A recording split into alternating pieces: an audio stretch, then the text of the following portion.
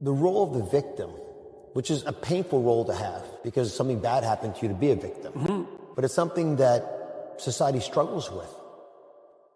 What about people who feel like they're a victim? They're right. They're victimizers too.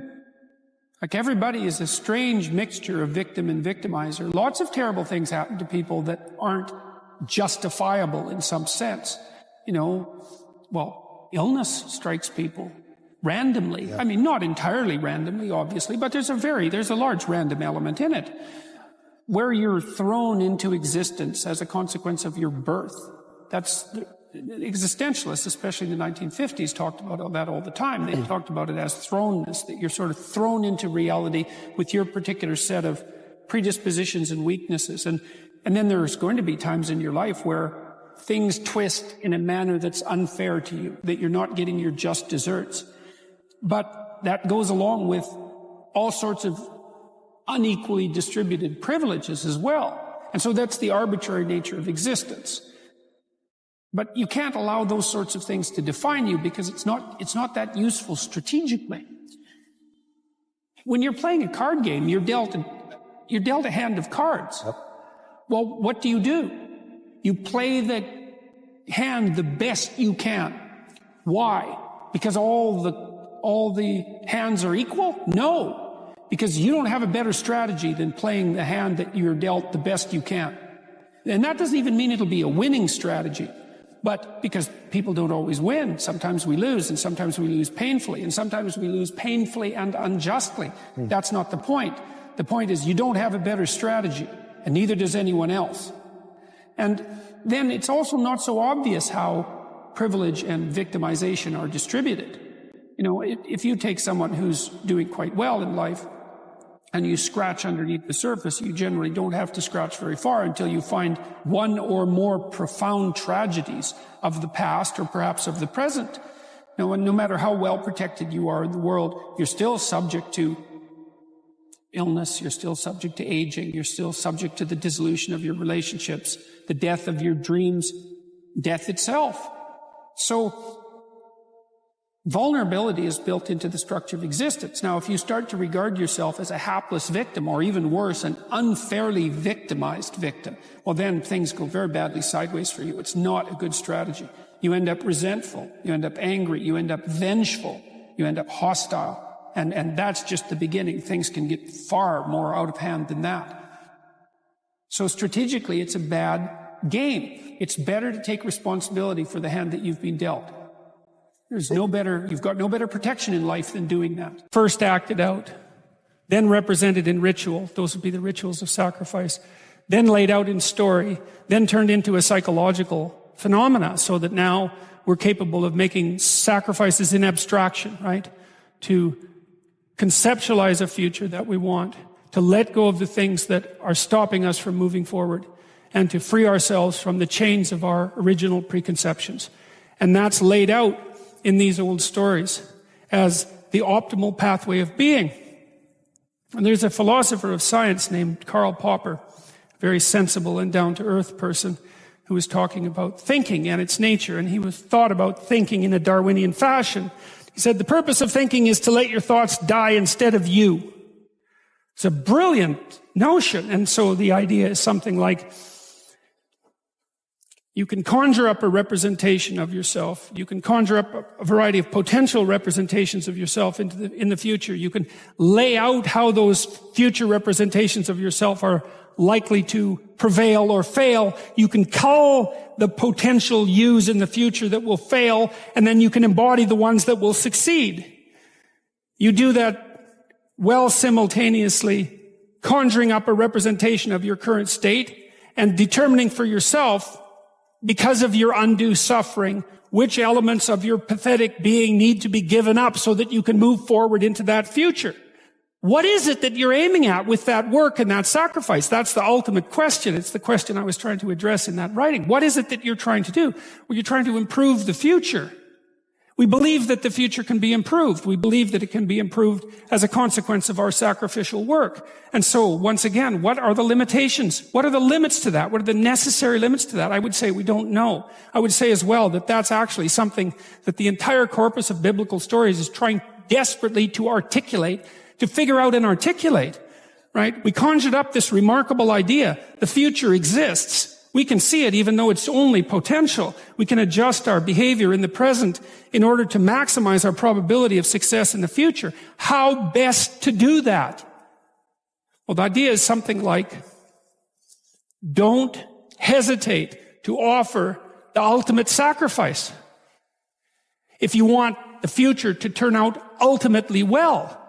Now, obviously, that idea is clothed in metaphysical speculation and religious imagery, but it still remains an intensely practical issue, right?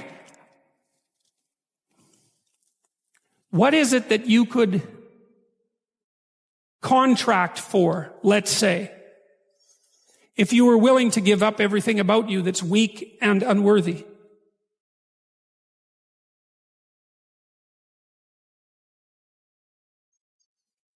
The proper sacrificial attitude produces a psychological state and then a social state that's a manifestation of that attitude that decreases the probability that the world will careen into hell and increases the probability that people will live high quality, meaningful, private lives in a society that's balanced and capable of supporting that.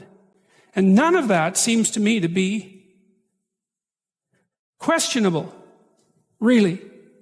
I also don't think it's anything that people don't actually know. You know, people have told me many times that when they listen to me talk, they're hearing things that they already knew but didn't know how to say. It's something like that. And this is one of those things that I think is exactly like that. I mean, I think it's at the very core of our moral knowledge, which is our behavioral knowledge and our perceptual knowledge. I mean, let's get this straight. Moral knowledge is no trivial matter. It's knowledge about how it is that you orient yourself in the world. There's no more profoundly necessary form of knowledge. Well, it's predicated on something that's exactly like this. We know that we have to make sacrifices. We know that we have to aim at what's good. So then why isn't that we don't aim at what's best and make the sacrifices that are necessary in order to bring that into play? I think it seems to me that in some sense that's self-evident. The question is why we don't do it. But there's answers to that too already in the material that we've covered. Life is hard and it hurts people. It's rife with limitation. And some of it's arbitrary. And some of it's unjust, and some of it's worse. Some of it's malevolent, which is even worse, and something I haven't talked about at all in this lecture. It's not surprising that that combination of vicissitude can turn people against being. But I think even when that happens, and even when people have the kind of history that if they revealed to you, you would say, well, it's no wonder you turned out that way. The people who turn out that way still know that it's wrong. They still know that however deep their own suffering, however arbitrary their own suffering, however much that's caused by the malevolence of others, as well as the tragedy of existence, that does not in any way justify their turning away from the good. And I believe everyone knows that. I believe that they know it implicitly, even if they don't allow themselves to know it explicitly. And I believe that if they violate that idea, then they violate themselves, and that they end up in Cain's position, which is the position of the man who's been given a punishment that is too great to bear. All right, you're going to have to put some effort into your life, and you need to be motivated to do that. And so what are the potential sources of motivation? Well, you could think about them in the big five manner. You know, if you're extroverted, you want friends. If you're agreeable, you want an intimate relationship. If you're disagreeable, you want to win competitions. If you're open, you want to engage in creative activity. If you're high neuroticism, you want security. Okay, so those are all sources of potential motivation that you could draw on, that you could tailor to your own, your own personality. But then there are dimensions that you want to consider your life across. And so we ask people about, well, if you could have your life the way you wanted it in 3 to 5 years, if you were taking care of yourself properly, what would you want from your friendships? What would you want from your intimate relationship? How would you like to structure your family? What do you want for your career? Well, how are you going to use your time outside of your job? And how are you going to regulate your mental and physical health, and maybe also your drug and alcohol use? Because that's a good place to auger down, because alcoholism, for example, wipes out, 5 to 10% of people. So you want to keep that under control. And then And then, so maybe, you develop a vision of what you would like your life to be, and that associates the goal, once the goal is established, and then you break down the goal into micro processes that you can implement, the micro processes become rewarding in proportion, in relation to their causal association with the goal. And that tangles in your incentive reward system, keeps you moving forward. And the way it works is that it works better if it produces positive emotion when it can see you moving towards a valued goal. Okay, well, what's the implication of that?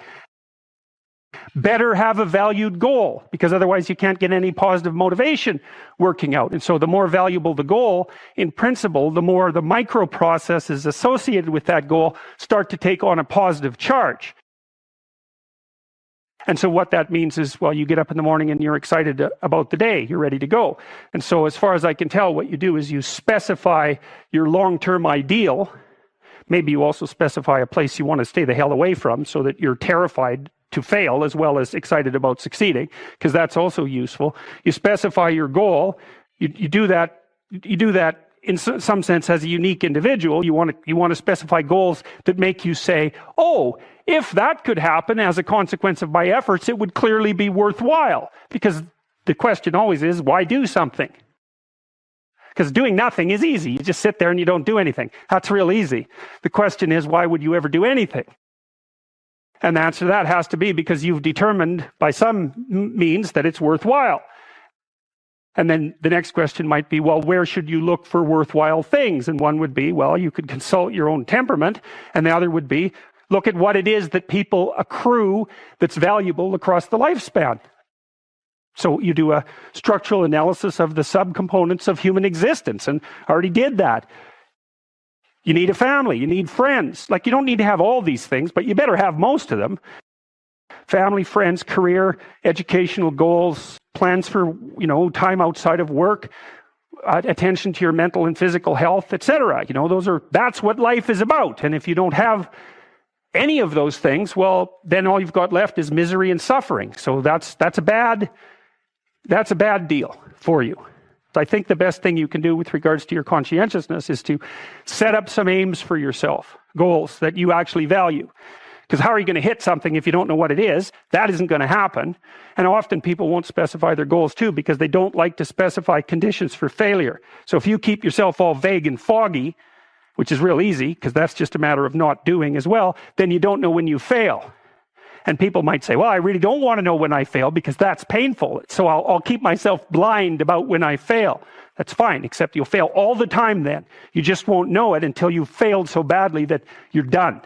And that can easily happen by the time you're 40. So I would recommend that you don't let that happen. So that's willful blindness, right? You could have known, but you chose not to. But once you set up that goal structure, let's say, and that's really, in many ways, that's what you should be doing at university. That's exactly what you should be doing, is trying to figure out who it is that you're trying to be, right? And you aim at that.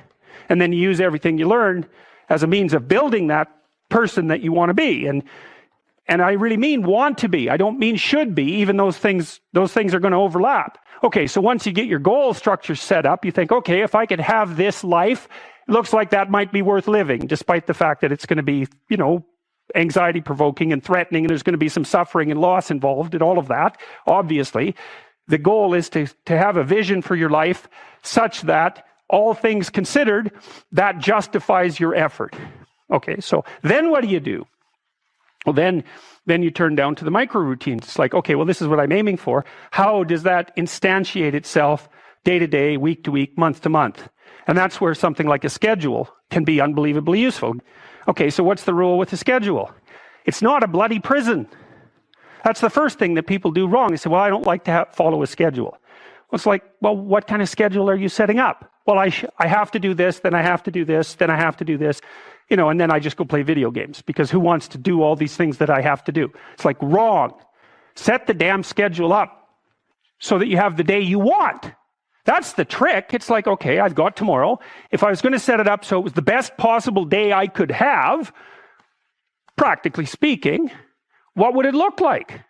Well, then you schedule that. And obviously there's a bit of responsibility that's going to go along with that, because if you have any sense, one of the things that you're going to insist upon is that at the end of the day, you're not in worse shape than you were than at the beginning of the day, right? You know, you have to negotiate with yourself and not tyrannize yourself. Like you're negotiating with someone that you care for, that you would like to be productive and have a good life. And that's how you make the schedule. It's like, and then you look at the day and you think, well, if I had that day, that'd be good. And if you hit it even with 50% accuracy, another rule is, well, aim for 51% the next week, or 50.5% for God's sake, or because you're going to hit that position where things start to loop back positively and spiral you upward. So that's one way that you can work on your conscientiousness, is plan a life you'd like to have. And you do that partly by referring to social norms. That's more or less rescuing your father from the belly of the whale. But the other way you do that is by having a little conversation with yourself about, as if you don't really know who you are, because you know what you're like. You won't do what you're told. You won't do what you tell yourself to do. But, you know, my point is that you have to understand that you're not your own servant, so to speak. You're someone that you have to negotiate with. And you're someone that you want to present the opportunity of having a good life to. And that's hard for people because they don't like themselves very much. So, you know, they're always like cracking the whip and then procrastinating. One of the things you should be asking yourself is, when you spend an hour, was that, well, would have I paid someone $50 to have had that hour? And if the answer is no, it's like, well, maybe you should do something else with your time. And it depends on whether or not you think that your time's worthwhile. But the funny thing about not assuming that is, if you assume your time isn't worthwhile, what happens is you don't just sit around sort of randomly in a state of responsibilityless bliss. What you do is you suffer existentially. You know, there's this idea that people have a conscience. And you know what the conscience is. It's this feeling or voice you have in your head just before you do something that you know is stupid, telling you that probably you shouldn't do that stupid thing. You don't have to listen to it, strangely enough. But you go ahead and do it anyways, and then, of course, exactly what the conscience told you was going to happen inevitably happens, so that you feel even stupider about it than you would if it happened by accident. Because you know, I knew this was going to happen, I got a warning it was going to happen, and I went and did it anyways. And the funny thing, too, is that conscience operates within people, and we really don't understand what the hell that is. So you might say, well, what would happen if you abided by your conscience for 5 years or for 10 years? What sort of position might you be in? What sort of family might you have? What sort of relationship might you be able to forge? And you can be bloody sure that a relationship that's forged on the basis of who you actually are is going to be a lot stronger and more welcome than one that's forged on the basis of who you aren't. Now, of course, that means that the person you're with has to deal with the full force of you in all your ability and your catastrophe. And that's a very, very difficult thing to negotiate. But if you do negotiate it, well, at least you have something, you have somewhere solid to stand, and you have somewhere to live. You have a real life. And it's a great basis upon which to bring children into the world, for example, because you can have an actual relationship with them instead of torturing them half to death, which is what happens in a tremendously large minority of cases. Well, it's more than that too, because, and this is what I'll close with, and this is why I wanted to introduce Solzhenitsyn's writings to you. You see, because it isn't merely that your fate depends on whether or not you get your act together and to what degree you decide that you're going to live out your own genuine being. It isn't only your fate, it's the fate of everyone that you're networked with. And so, you know, you think, well, there's 9 billion, 7 billion people in the world. We're going to peak at about 9 billion, by the way, and then it'll decline rapidly. But 7 billion people in the world, and who are you? You're just one little dust mote among that 7 billion. And so it really doesn't matter what you do or don't do, but that's simply not the case. It's the wrong model, because you're at the center of a network. You're a node in a network. Of course, that's even more true now that we have social media. You'll know 1,000 people, at least, over the course of your life. And they'll know 1,000 people each, and that puts you one person away from 1 million, and 2 persons away from 1 billion. And so that's how you're connected. And the things you do, they're like dropping a stone in a pond. The ripples move outward. And they affect things in ways that you can't fully comprehend. And it means that the things that you do and that you don't do are far more important than you think.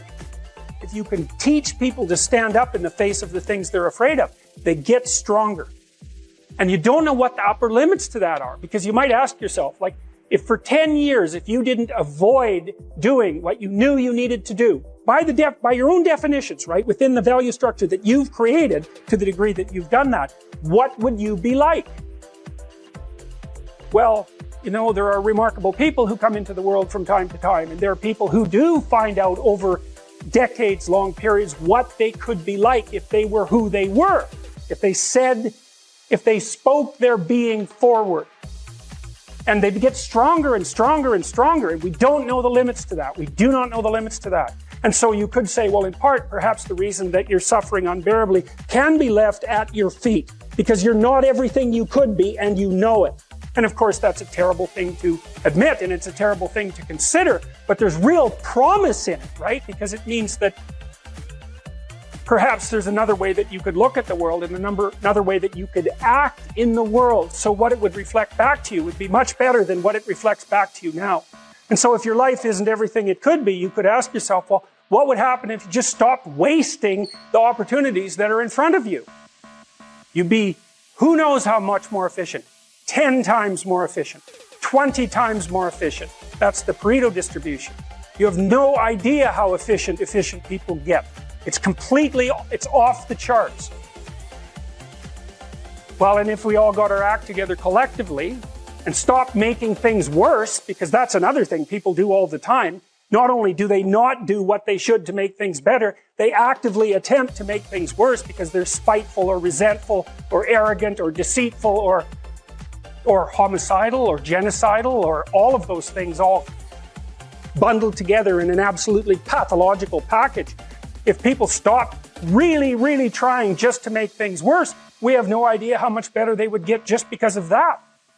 So there's this weird dynamic that's part of the existential system of ideas between human vulnerability, social judgment, both of which are major causes of suffering, and the failure of individuals to adopt the responsibility that they know they should adopt.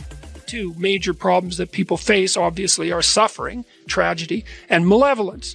And so that's the other thing that you're responsible for, is that you're supposed to look at the capacity for human evil as clearly as you possibly can, which is a very terrifying thing. You know, that causes post-traumatic stress disorder in people that aren't accustomed to it. And in the mythology that's associated with the encounter with evil, it's almost always the case that the entity that does the encountering, even if it does it voluntarily, is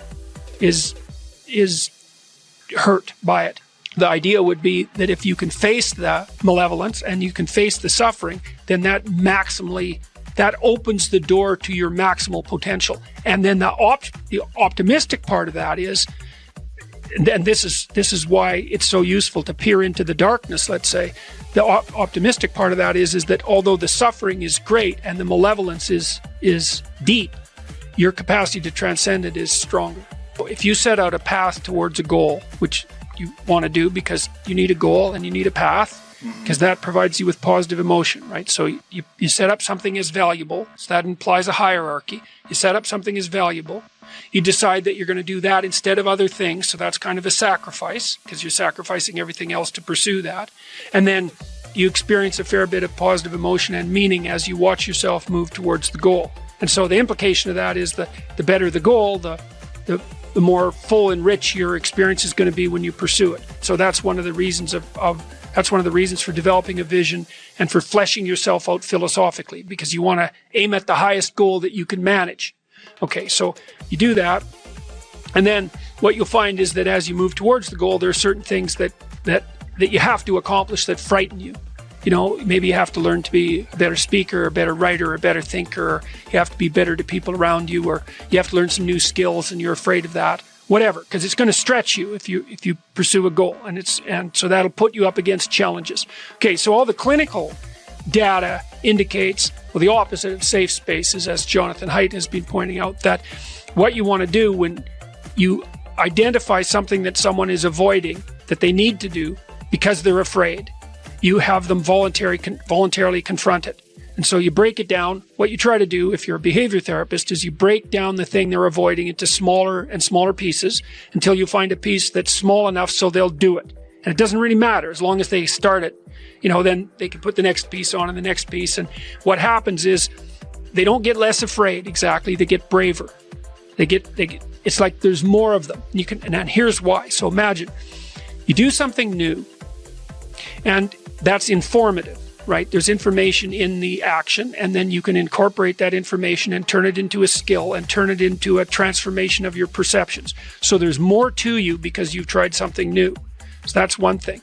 But the second thing is, and there's good biological evidence for this now, that if you put yourself in a new situation, then new genes code for new proteins and build new neural structures and new nervous system structures. Same thing happens to some degree when you work out, right? Because your muscles are responding to the load, but your nervous system does that too. So you imagine that there's a lot of potential you locked in your genetic code.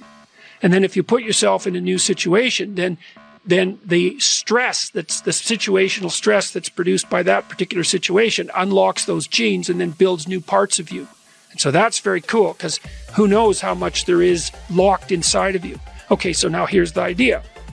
So let's assume that scales as you take on heavier and heavier loads. That more and more of you get more and more informed because you're doing more and more difficult things, but more and more of you gets unlocked.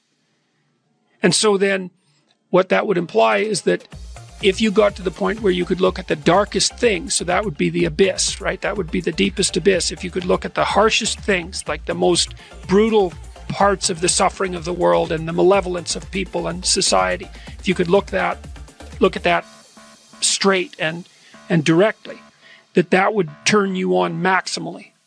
And so that's the idea of rescuing your father, because imagine that you're like the potential composite of all the ancestral wisdom that's locked inside of you biologically. But that's not going to come out at all unless you stress yourself, unless you challenge yourself. And the bigger the challenge you take on, the more that's going to turn on. And so that as you take on a broader and broader range of challenges and you push yourself harder, then more and more of what you could be turns on. And that's equivalent to transforming yourself into the ancestral father. Because you're like what would you call it? You're the consequence of all these living beings that have come before you. And that's all part of your biological potentiality. And then if you can push yourself, then all of that clicks on and that turns you into who you could be.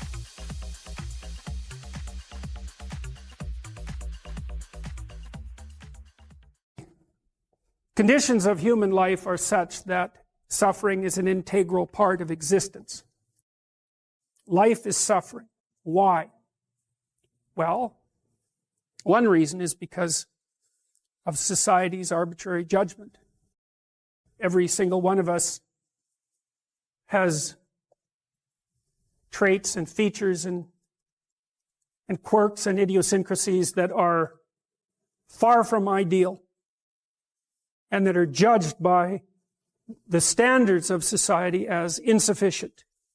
And so you suffer because of your imperfect insufficiency in the eyes of others. And you can certainly make the claim that fairly frequently that's arbitrary. And so that's the claim that society is tyrannical and judgmental and needs to be constantly reconstituted so that the tyrannical element doesn't take full control.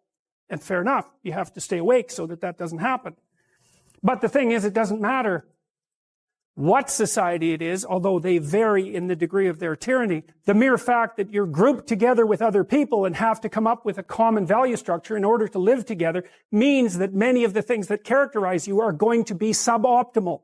And so the price you pay for social being is that much of you is deemed insufficient. Now, hopefully there are various ways that you can be within a society that's sufficiently diverse so that you can find a place where what's good about you in the eyes of others and perhaps in your own eyes can flourish of its own accord.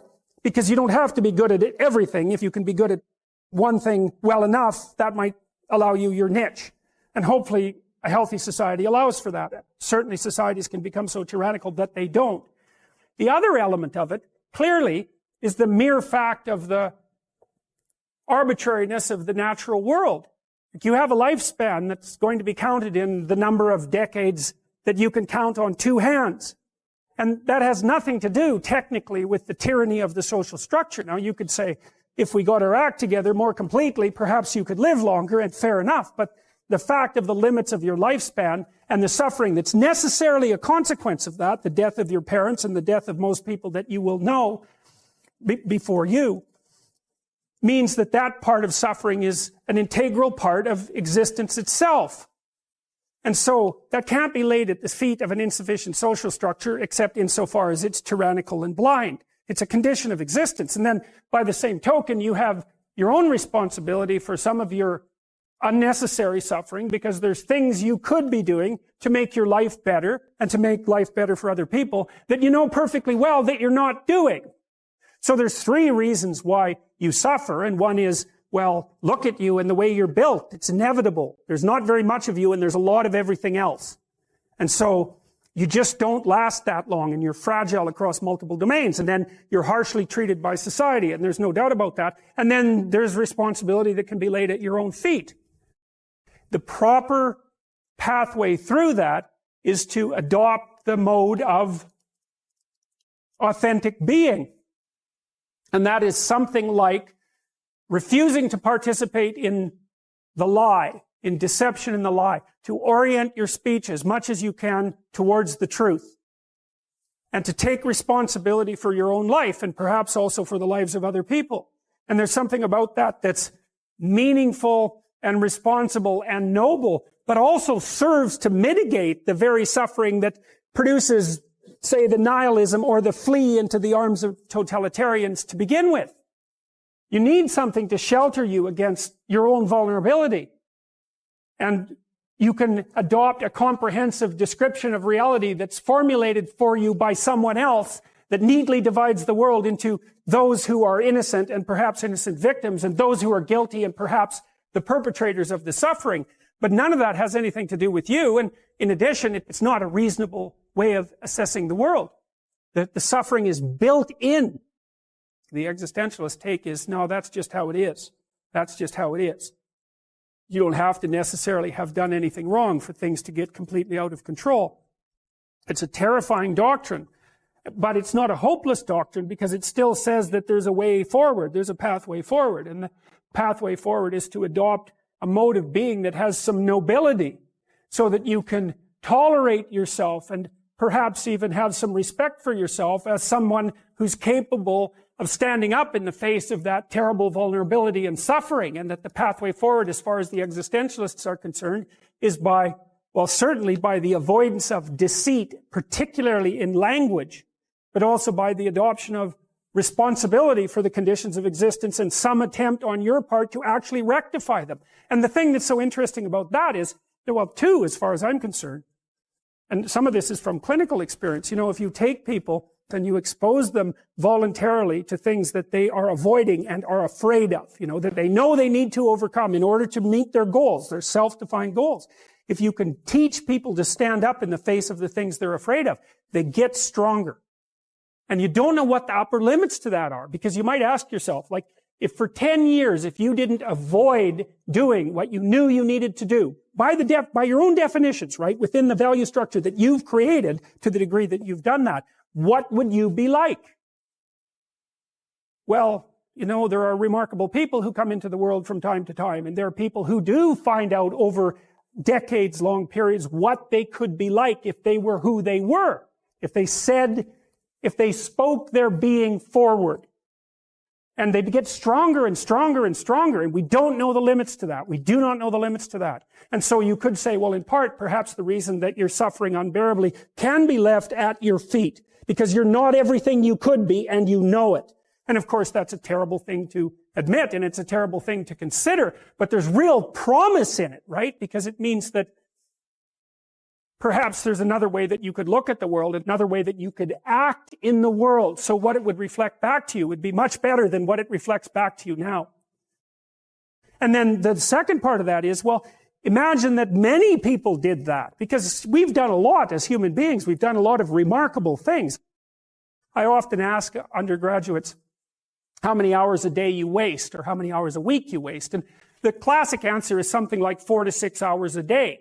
You know, inefficient studying, watching things on YouTube that not only do you not want to watch, that you don't even care about, that make you feel horrible about watching after you're done. That's probably 4 hours right there. You know, you think, well, that's 25 hours a week. It's 100 hours a month. That's 2.5 full work weeks. It's half a year of work weeks per year. And if your time is worth $20 an hour, which is a radical underestimate, it's probably more like 50 if you think about it in terms of deferred wages. If you're wasting 20 hours a week, you're wasting $50,000 a year. And you are doing that right now. And it's because you're young, wasting $50,000 a year is a way bigger catastrophe than it would be for me to waste it, because I'm not going to last nearly as long. And so if your life isn't everything it could be, you could ask yourself, well, what would happen if you just stopped wasting the opportunities that are in front of you? You need an ideal because you have nothing to aim at, but an ideal is a judge, and you always fall short of the ideal. So how the hell can you have the benefits of having an ideal without having the crushing blow that goes along with having the judge that always regards you as insufficient? So I was trying to work that out in the chapter, and this is something I've had to work out a lot as a clinical psychologist. It's like, well, let's say you need a goal, but we don't want to let your distance from the goal crush you. So you got to set up a goal, and then you got to break the goal down into parts so that you can move towards it, and you have a fairly high likelihood of doing it. So that's a bit of practical, I wouldn't say advice, it's because it's better than advice. It's some practical knowledge about how to go about achieving an aim. Set a high aim, but differentiate it down so you know what the next step is, and then make the next step difficult enough so you have to push yourself past where you are, but also provide yourself with a reasonable probability of success. It's also what you do with children, right? You want to push them because they need to grow up and be more than they are, right? But you don't want to crush them with constant failure. So what you do is aim high and make the goal difficult but proximal. So that's one way of looking at it. But then the next thing is, I've had clients, many clients in their 30s, who are trying to, this is more true with women, I would say. A lot of women who are very high achieving and who established their career goals at 30 and then want to differentiate out their life. They want to have a husband, they want to have a family, they're trying to figure out how to do that. And one of the things I've noticed that around 30, you really have to stop comparing yourself in some ways to other people. And the reason for that is that the particularities of your life are so idiosyncratic that there isn't anyone really all that much like you, you know, because the details of your life happen to matter. And so maybe you compare yourself to some rock star or something like that, and you know, the person's rich and famous and glamorous and all that, but you know, they're alcoholic and they use too much cocaine and they've had 3 divorces, and it's like, how the hell do you make sense out of that? Is that someone that you should judge yourself harshly against or not? The answer is you don't know, because you don't know all the details of their lives. And who do you know that you can compare yourself to? That's easy. You. Yesterday. So here's a good goal. It's something like, well, aim high. And I really mean that. It's like, and we'll talk about that a little bit too. Aim high, but use as your control yourself. It's like, so your goal is to make today some tiny increment better than yesterday. And you can use better. You can define better yourself. This doesn't have to be some imposition of external morality. You know where you're weak and insufficient, where you could improve. You think, okay, well, this is what I'm like yesterday. If I did this little thing, things would be just an increment better. And, well, that's a great thing because you get the ball rolling, and incremental improvement is unstoppable. You can actually implement it, and it starts to generate Pareto distribution-like consequences. It starts to compound. And I've seen that happen in people's lives over and over. Well, people write me all the time and tell me that they're doing that, but I've seen that happen in people's lives continually. They make a goal that, the goal should be, how could I conceive of my life so that if I had that life, it would clearly be worth living, so I wouldn't have to be bitter, resentful, deceitful, arrogant, and vengeful. Like, that's sort of the bottom line, right? Because that's what endless failure does to you. It's not good. And that's what life without purpose and a goal does to you as well, because life is very hard. So you think, okay, well, I need to adopt a mode of being that would justify my suffering. And you can ask yourself that question. What would make this worthwhile? I quote Nietzsche, I think, in that chapter. He said, "He who has a why can bear almost any how." That's a lovely line, man. I mean, it's a lovely line. And it's really worth thinking about. So you think, well, how do I manage all this misery and suffering and futility? It's like, well, I need to figure out what I would have to do in order to make that clearly worthwhile. And so then you have your goal, and then you think, well, I need to move towards that incrementally because I'm kind of useless and can only do so much and maybe not even that. But all I have to do is be a little bit better than my miserable self yesterday. And that'll propel you forward very rapidly. And you can succeed at it, which is also really lovely, because why not set yourself up for success, because otherwise you'll droop around like a number 10 lobster. And, that's just not good. You get all pinchy when that happens, and it's not a good thing. Exactly is personality, or what exactly is a trait? Think of a trait as an element of personality. And I think the best way to think about a trait is as a sub-personality. So you're made up of sub-personalities that are integrated into something vaguely resembling a unity, but the unity is diverse.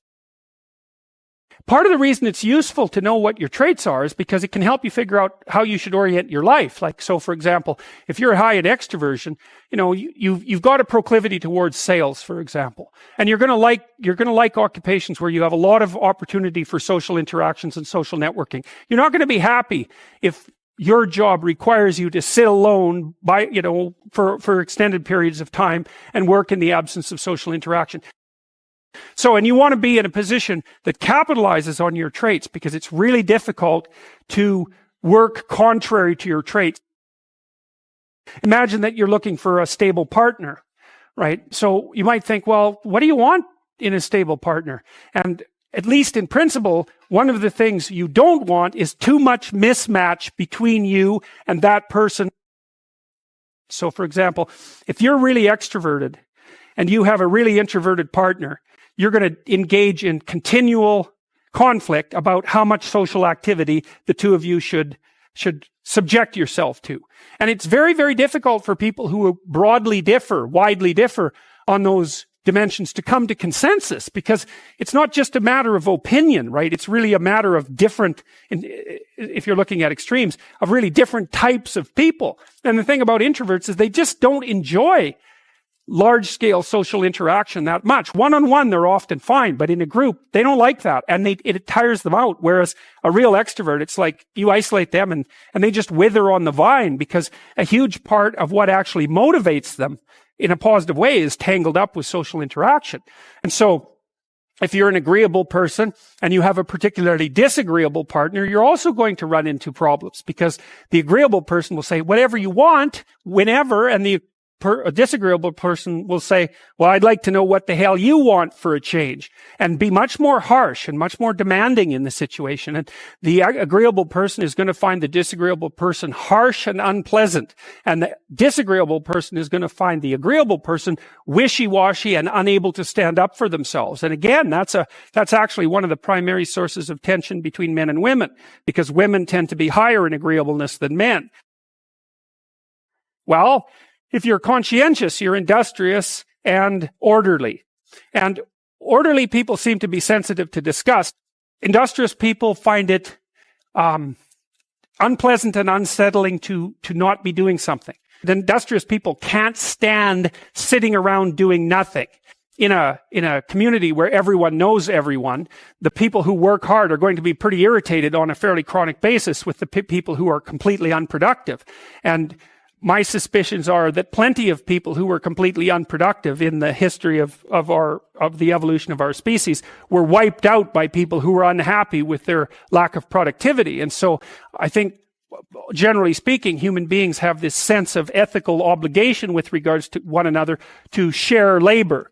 And people who are conscientious really, really feel that. So they feel bad if they're not busily working on something that's productive all the time. And so the advantage to being with someone conscientious is, well, they're going to work like mad, but the disadvantage is they're going to work like mad. So, if you're looking for a partner that you want to relax with or have fun with, or who isn't uptight, then a conscientious person is probably not a very good choice. On the other hand, if you're a conscientious person and you're living with someone who's really unconscientious, that's good, because they might be able to help you relax, but you're not going to be happy with them because they don't work nearly as hard as you do. So if you're a really orderly person and you live with a disorderly person, well, good luck getting along with them. They're going to regard you as like uptight and over concerned with details and unwilling to relax, that's for sure. And they're going to regard you as, well, just a bloody mess. And how can anyone possibly live with someone like you? So another reason why it's useful to understand your personality is because I think it gives you a better crack at finding someone that you can actually live with over the long run. And I don't think you want to live with someone who's exactly like you, because then both of you have the same strengths and weaknesses. And there's a bit of a problem there, right? Because maybe an agreeable person can use a bit of a disagreeable person around them to balance each other out, and vice versa, right? So we don't understand the optimal balance for long-term thriving in a relationship. But I think we do understand the fact that if you're too different in your traits, that where you're different is going to constitute a chronic source of conflict. If you're an extrovert, does being around groups of people make you energetic, or does it exhaust you? And if you're the sort of person that, will go to a party and interact with 20 people, and then you have to go home and be by yourself for like 2 weeks, then you're introverted. Introverts are exhausted by social interactions. Extroverts are the opposite. They're energized by social interactions. And you might be in the middle, so that you can take it or leave it with regards to social interactions, but you're happy to go to them and you're happy to spend time by yourself. That's a pretty canonical question for extroversion versus introversion. It's a very stable trait, by the way. It manifests itself early in life, and it's stable across the age span. Not completely. Introverts can learn to be extroverted. Extroverts can learn to spend time on their own. I think that actually your capacity to expand your ability past the initial constraints of your biological temperament is something like the development of character or wisdom. So if you're an introvert by nature and you learn how to be extroverted, then that expands your domain of competence. And if you're extroverted and you learn to be introverted, the same thing. Well, since you're extroverted, you value being with people. And so you're going to look at the world.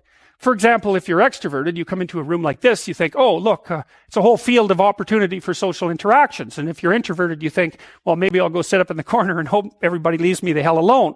But so it's an a priori set of perceptual structures that you bring to bear on a whole sequence of environments. So, for example, maybe you're high in openness versus low in openness. That's the creativity dimension. People who are high in openness tend to be artists and entrepreneurs.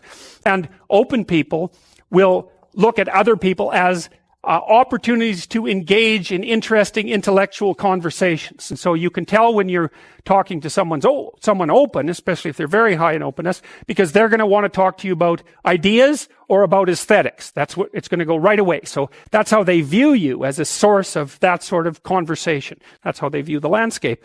Someone who's high in neuroticism, which is a negative emotion dimension, is more likely to view the world as a place of threats to be protected against, because they're more anxious and more prone to emotional pain.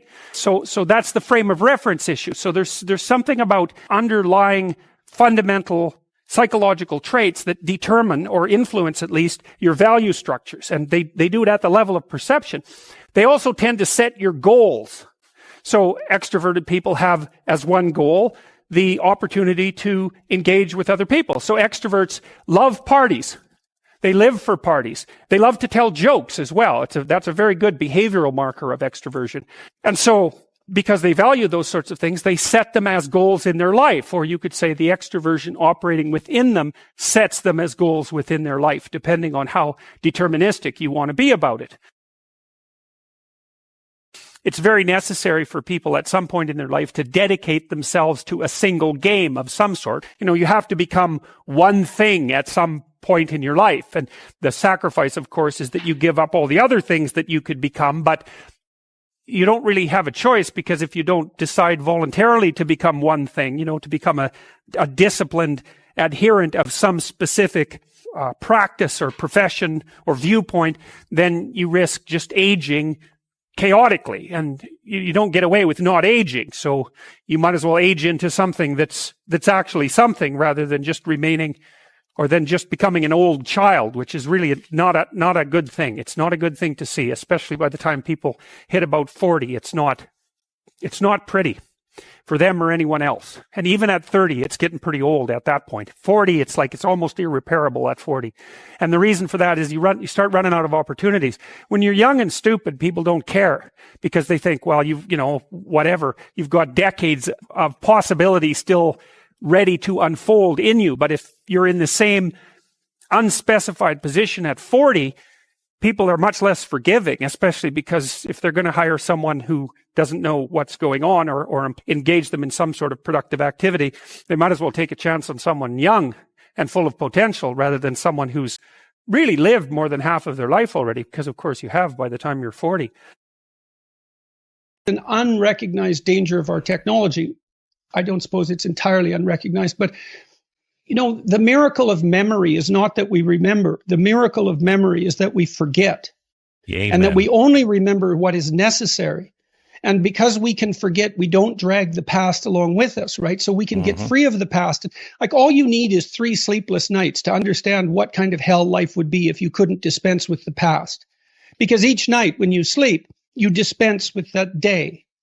And that renews you. And so that story of descent into the depths and redemption, I mean, that's part of our natural biological rhythm. That's the descent into unconsciousness at night, into deep sleep, and then our reawakening in the morning. And that's associated with solar mythology, with the setting of the sun and the rising of the sun. All that's tangled together, but that definitely does renew us, and it enables us to start afresh in the morning. A problem with technology, is that it's becoming increasingly difficult to shed our past. And without that, you can't redeem yourself. And that is a mistake. It is a problem because everyone makes mistakes and everyone makes mistakes all the time. And you might ask yourself, well, why isn't it appropriate for you to be crushed by the weight of your own stupidity? Given that it's immense and that you make all sorts of mistakes. Yeah, right. Well, no one can live under those conditions. We need to be able to let go and to forget and to forgive.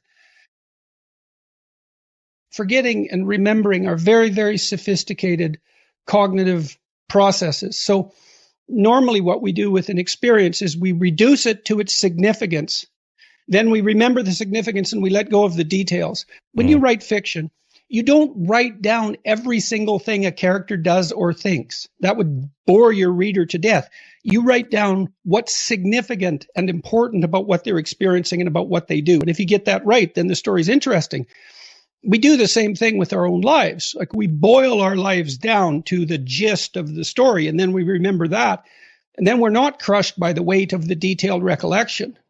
And that's actually a consequence of very sophisticated psychological processing, that ability to reduce and forget. So one of the things you do in therapy, for example, so if you have a memory, for example, that's more than 18 months old, for technical reasons I won't go into, and it still produces a negative emotion when it comes to mind, whether voluntarily or involuntarily, then that memory has information in it that has not yet been unpacked. So imagine the purpose of your memory is to extract wisdom from the past that you can apply to the future so that you don't do the same stupid thing over and over, or so that you repeat things that worked well. That's the purpose of memory, not recollection as such. It's the extraction of wisdom, the lesson. Well, if you have a memory that's more than 18 months old and it's still hurting you, making you anxious, disappointed, ashamed, guilty, any of that, it means that you have not undertaken the complex process of analyzing that memory, pulling out from it the moral and dispensing with the details. So that's why you say in the book, you have a bad memory, it won't leave you alone. Write it out. Write it in detail. Write it out. Yep, write it out. Write it out. Everything you can remember about it. Star Wars. There is Darth Vader all dressed in black. You know he's a bad guy the minute he walks in. Then you have the reluctant hero, Skywalker. Then you kind of have everybody else, that are on the side of the Empire. Are they doing it out of fear, or do they actually believe it? You're either on this side or that side and you can't move, and nobody moves. Nobody wants to recognize, they're on the wrong side. Nobody's making a case. They're just killing each other. There is a growth of the reluctant hero in all stories. There is this arc of that hero, and they something happens and they change and they become heroic, but they're not heroes.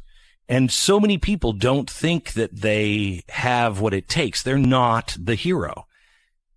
And the people who are standing around are looking and just following the crowd. How do you get, or what's happening to us to where so many people are seeing what's going on? How do you get people to recognize and then have the courage to stand? You've taken a beating. Nobody wants to do that. Why is that worth it? And how do you get there? Well, I think it's worth it because I believe the alternative is worse. I mean, that's why I think it's worth it. It's What's a decision that you make to stay silent when you have something to say. You know, you don't know what it is within you that requires your voice, right? Because you feel, I have something to say. It's like, well, where does that come from exactly, that feeling that you have something to say?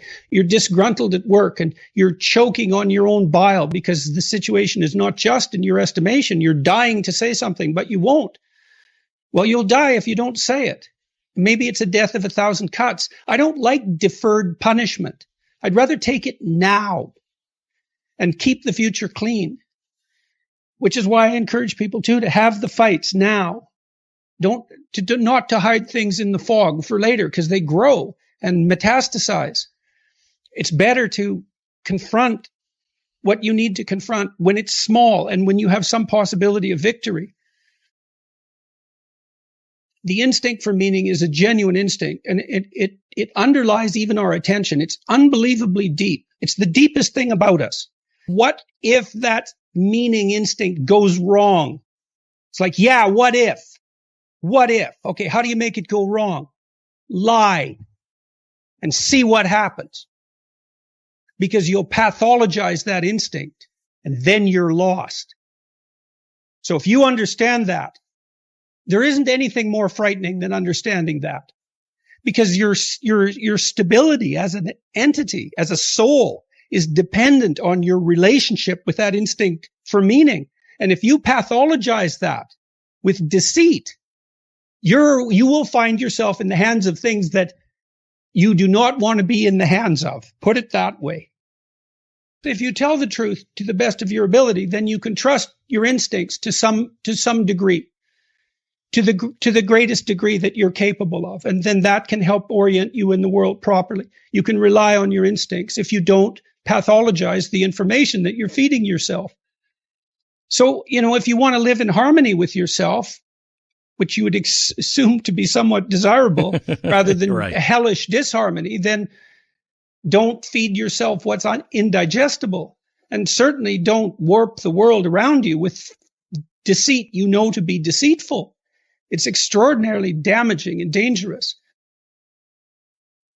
Where do you find the hope and the strength to continue to fight? Or for those who are listening, to get the motivation to stand up and say what's on their mind? People have to have a dialogue with their own conscience. Imagine that you get upset with something when you recognize an obstacle in your path, and then imagine that you need a path and that you've chosen reasonably wisely, let's say, not perfectly, but reasonably wisely. An obstacle arises, you're frustrated, disappointed, ashamed, afraid. Well, you have something to do to clear out the obstacle. You have something to say. Well, then you don't clear out the obstacle because you're afraid to speak or you're unwilling to speak. You want to defer the conflict because you hope it will go away. All that'll happen is that the obstacles will pile up. But then your life will be nothing but obstacles. Well, you need to know that. You have to ask yourself if you believe that's true. If it's true, then you don't want to remain silent. Imagine too that as you remain silent, you get smaller because you're not manifesting the courage necessary to live by your own standards. And the problem gets bigger. Well, if you're not going to speak now, what makes you think you're going to be more prepared in the future? You won't. Why is that going to happen? When does that ever happen? Generally what happens is people cave very rapidly and they apologize like mad, even if they haven't done anything wrong. And I think that's a mistake. I understand why people do it. I mean, I really do understand why people do it, but it isn't, I don't think it's a good idea. If you haven't done anything, so that's the thing about the presumption of innocence. And it really is a miracle, right? Because if you think that you know, if I accuse you, my tendency is to think that you're bad. And you might think, well, my tendency is to think that I'm good. But, you know, that isn't the tendency for most people.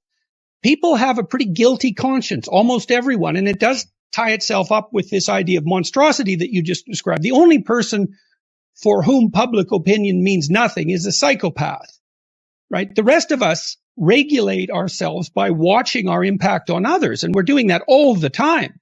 And generally, even if the fault is relatively trivial, I mean, we're capable of denial and all of that, but generally we take our impact on other people very seriously. And so the presumption of innocence is a very difficult thing even to apply to yourself, but it's unbelievably useful. It's like, wait a sec, you're innocent unless you're proven guilty.